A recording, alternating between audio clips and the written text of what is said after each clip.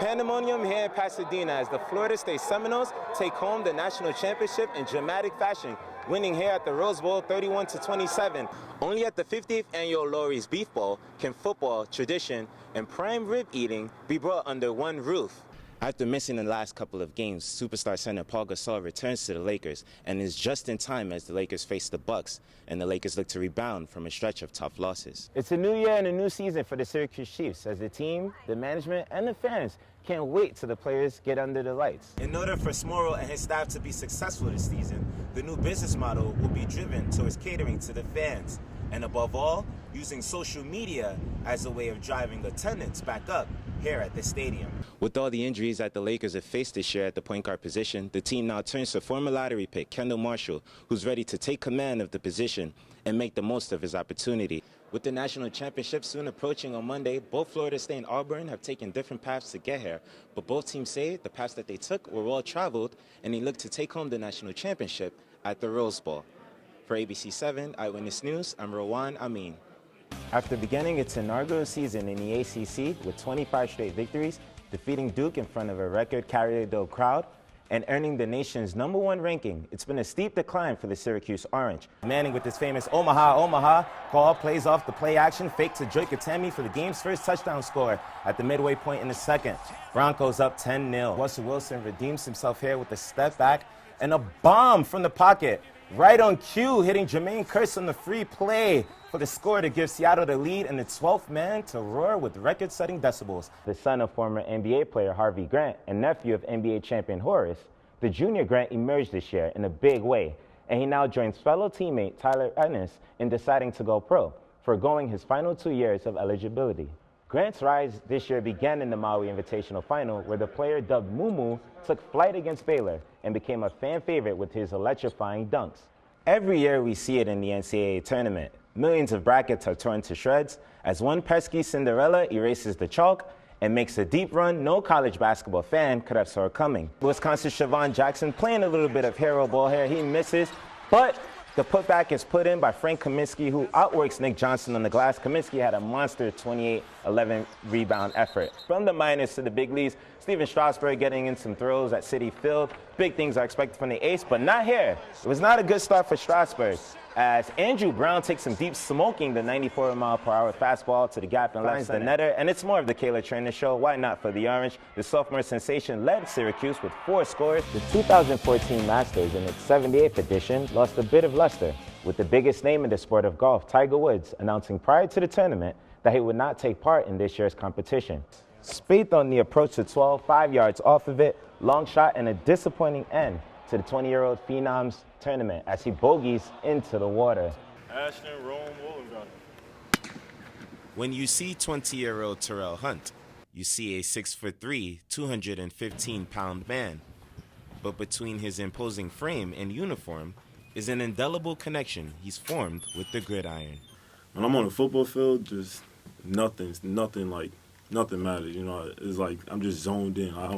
The fans are blurry, the sideline is blurry. It's just me and my 11 guys versus their 11 guys, and we're trying to get to the end zone. It's just 1-2, and then your third read is on the run every time. The sudden passing of his mother and shortly after his father, when he was a teenager, left Hunt fighting a battle no one wants to face.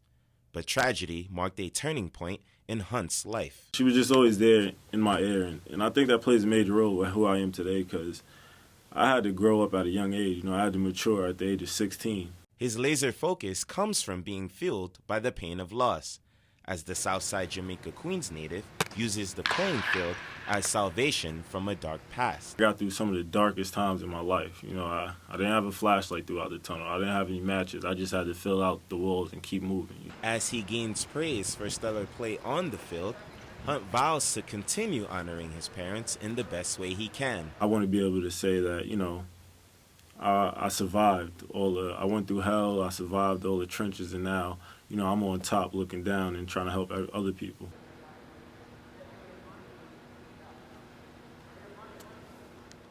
Goal number 4, zero permission. Full support was on hand on the road for the underdog Lions of General Brown as they defeated their sectional rival, the favored Marcellus Mustangs. especially because of our parent and fan base. I mean, we travel with everybody. Everybody travels, doesn't matter how far we are. Everybody's here, and I think that, hearing them up the stands, it only helps us, in games like this, even away. In thrilling fashion, they did so, and behind their star player, Emily Amell, General Brown found themselves in good hands, as Amell scored 4 goals. I have a lot of heart, I'd say. Me and my teammates, we just play so well together. We connect very well. We knew it wasn't going to be a one-way game, but we just hung out there, and everybody hustled all over, and I'm so proud of these girls, and having this win for us is huge. Despite a promising season being over in the quarterfinals, Marcella's senior captain, Grace Hunt, reflected on her career and final game with the Mustangs. I've really loved playing for Marcellus. It was a great 4 years, and I'd say that I think our whole group this year, we did really well. We had a lot of young girls. We were a young team, but with all of that said, we still did very well for us. Beating Goliath, General Brown is now in uncharted territory, but embraced the role of David. This is great for General Brown. We don't really do this all the time. This is like 1 in a million, and I'm so glad I'm part of the team I am.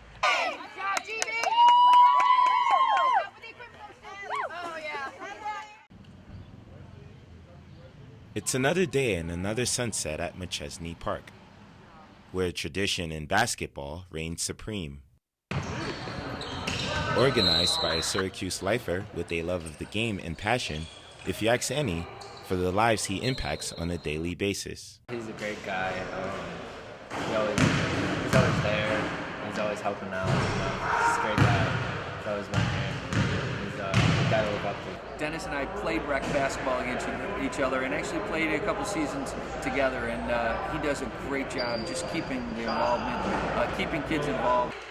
Dennis Bardenett was a coach for 3 decades and, with time, realized what some saw as a hobby turned into a way of life for him. At that point, I was running a younger boys league, 13 to 15 years old, and a girls basketball league. A good friend of mine, Joe Mazzella, was running a older boys basketball league. That's how we got started. Mazzella's passing is what inspired Bardenett to keep going at the center. The presence of the Mazzella family around McChesney, he feels, honors his colleagues' memory best. Janice was up here today, Jay. Obviously has no one in the league playing, but she's still part of the Henniger community. They're playing out here. She just likes to come and watch. And everybody knows her because everybody knew Joe. The beauty of sports is that one universal theme unites its participants, and Bardenett has stayed true to his roots, fostering this mantra at McChesney. We mixed kids from all different neighborhoods, all different teams, put them together, and ran an 8 or 10 team league. And we've done that for about 27 years.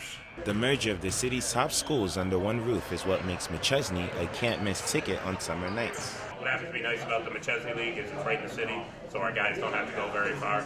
We don't have to travel all over the county. Some of our guys walk here, so it creates an easy opportunity for them to play. There's something about being a part of McChesney that means something to the kids. You'll see guys, now I see guys in their 30s, 40s, who played basketball here, and they'll remember being part of a team or who they played with or funny memories. Not always about winning and losing. Everyone is family, and at home, McChesney provides a stepping stone for hoopsters to get ahead of the competition this fall.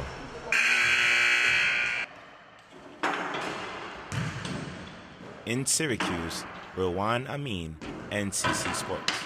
Minnesota Timberwolves superstar Kevin Love made headlines when he gave his current employer an ultimatum: either trade him or face the scenario of watching him leave via free agency. Now, what's wrong with this picture? Love is now part of a new culture in the NBA where players dictate their way out of situations they consider less than ideal. Just refer back to LeBron's decision in 2010. The domino effect is clear. Players with desires to win now seeking the fastest possible route to get there. Love may want to look to a beloved name here in Syracuse, Carmelo Anthony. Anthony was once in similar shoes to Love, a star player stuck in a smaller market on a middling team. Anthony missed the playoffs this season and has a career 7-14 playoff record in 3 seasons with the Knicks.